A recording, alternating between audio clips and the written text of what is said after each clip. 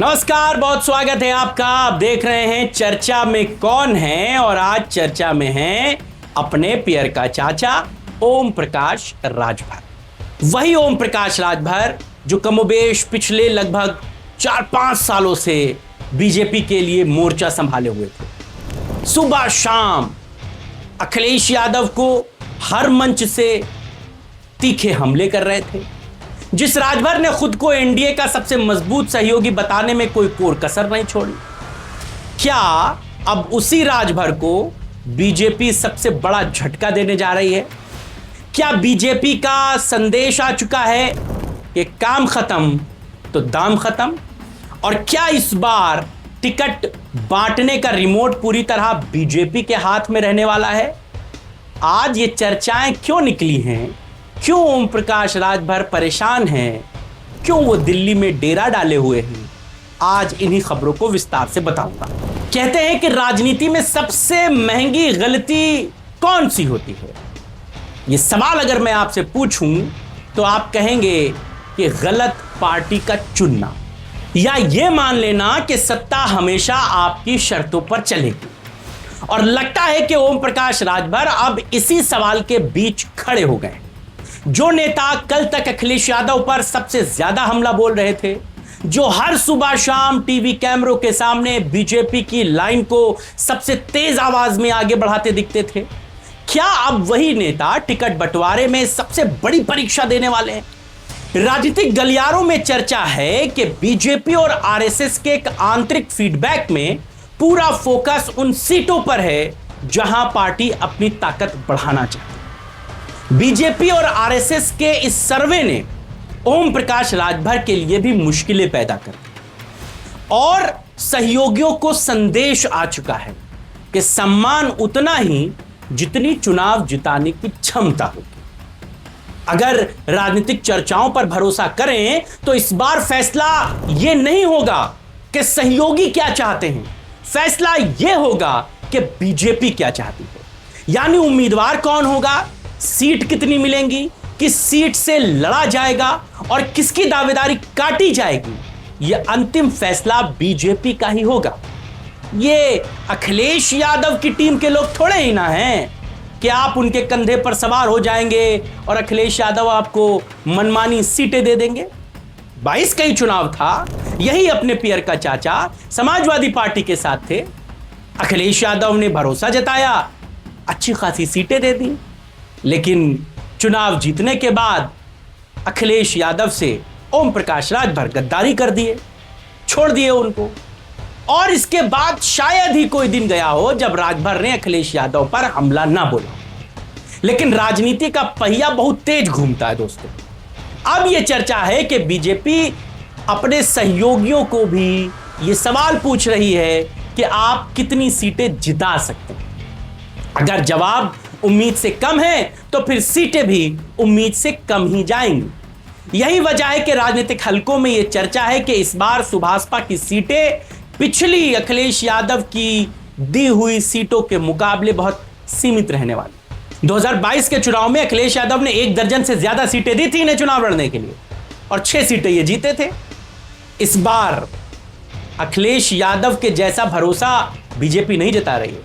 खबरें यह हैं कि जो इंटरनल सर्वे हुआ है इसमें ओम प्रकाश राजभर को 10 सीटें मिल रही हैं, खाली 10 सीटें बीजेपी देगी इन्हें। और इनमें सबसे ज्यादा जो चर्चाएं हैं वो ये है कि ओम प्रकाश राजभर अपने बेटे अरविंद राजभर को सेटल कर लेना चाहते हैं। वही अरविंद राजभर जो पिछली बार लोकसभा के चुनाव में लड़े थे घोसी से, लेकिन समाजवादी पार्टी के राजीव राय ने उन्हें हरा दिया था।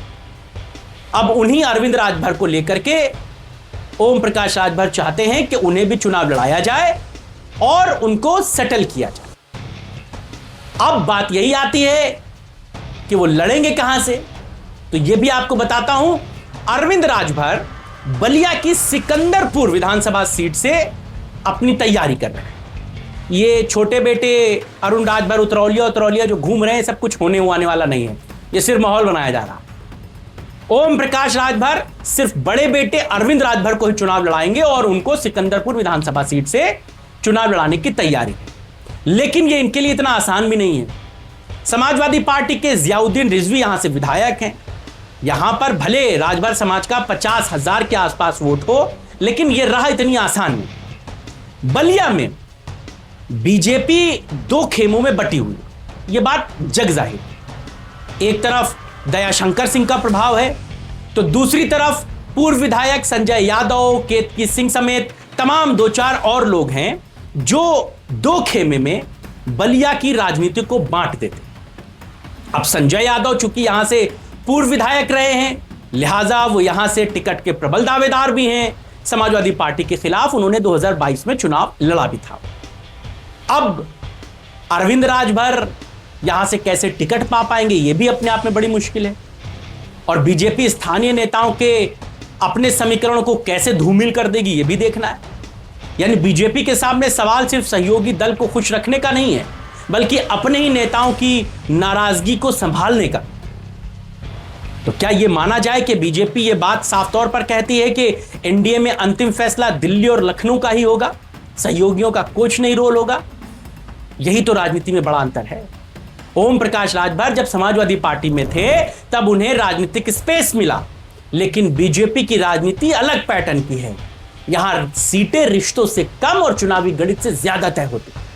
अगर किसी सीट पर बीजेपी को अपना नेता ज्यादा मजबूत लगता है, तो फिर सहयोगी की दावेदारी कितनी भी बड़ी क्यों ना हो, फैसला बदल जाता है।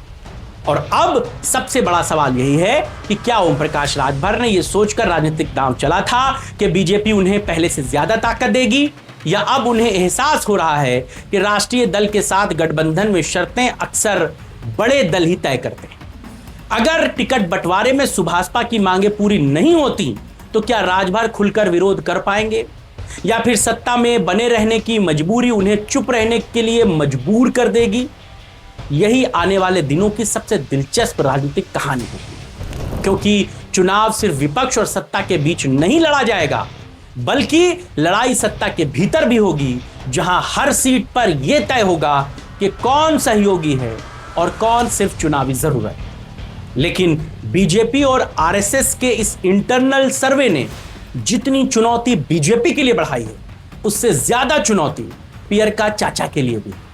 और सिर्फ राजभर के लिए नहीं, संजय निषाद, अनुप्रिया पटेल और जयंत चौधरी के लिए भी कमोबेश यही कहानी है।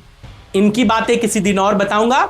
आज सिर्फ राजभर की कहानी थी कि किस तरह बीजेपी इस बार उन्हें 10 सीटों के अंदर समेटने जा रही है। देखे जाइए, यह वक्त है जो अपना बदला जरूर लेता है।